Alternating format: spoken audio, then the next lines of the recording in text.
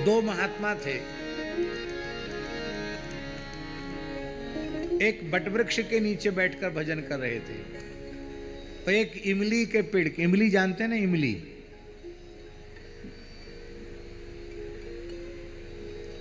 गुजराती लोग क्या कहते हैं इमली को? आम, आमली।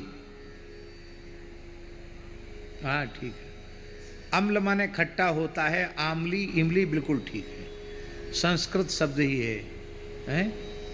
आम्ल माने खट्टा, आमली माने खट्टी, तो आमली कहते तो बिल्कुल संस्कृत शब्द है, बढ़िया है। तो इमली में ज्यादा पत्ते होते हैं कि बट में? किस में ज्यादा होते हैं? इमली में ज्यादा होते हैं। दोनों महात्मा बड़ी तेजी से भजन में लगे थे। भरद्वाज जी सुन लो ध्यान से। सो नारद जी उनके दर्शन करने आए।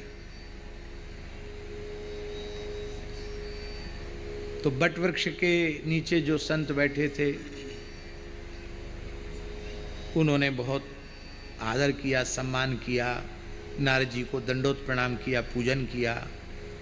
कहा नारद जी आपका दर्शन भगवान का ही दर्शन है, और हम जिसके लिए घर द्वार छोड़ के यहाँ आए हैं, बरसों व्यतीत हो गए भजन करते करते, भगवान की झलक नहीं मिली। कब मिलेगी भगवान की झलक? हमको बताना, भगवान से पूछ के बताना, क्यों आप तो आते जाते रहते हैं। फिर नारद जी इमली के पेड़ के नीचे जो महात्मा बैठे थे वहाँ गए। उन्होंने भी यही कहा, सब कुछ छोड़ के भजन करने आए हैं, भगवान का दर्शन करने आए हैं, भगवान से पूछ के बताना कि हमको कब साक्षात दर्शन होगा।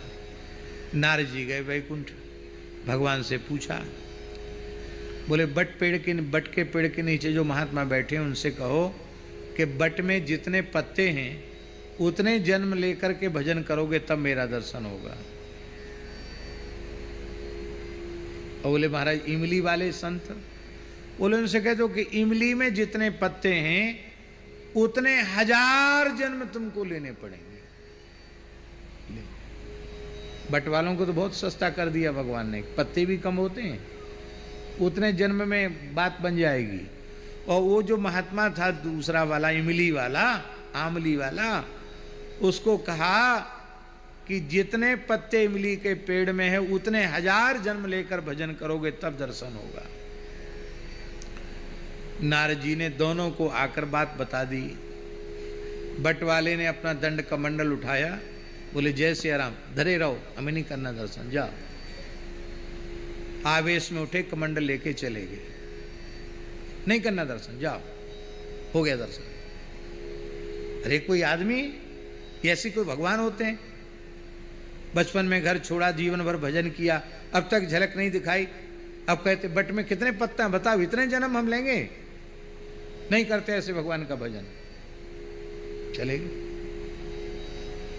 और इमली वाले जो महात्मा थे वो तो यह बात सुनकर करताल लेकर नाचने लग गए।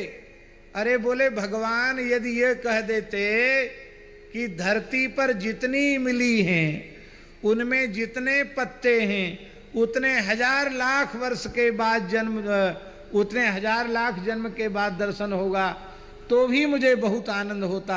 हम तो इस लायक भी नहीं हैं। भगवान कितने करुणामय हैं। इमली के पत्ते क्या है करने का जो सौभाग्य मिलेगा। नाचने लगे।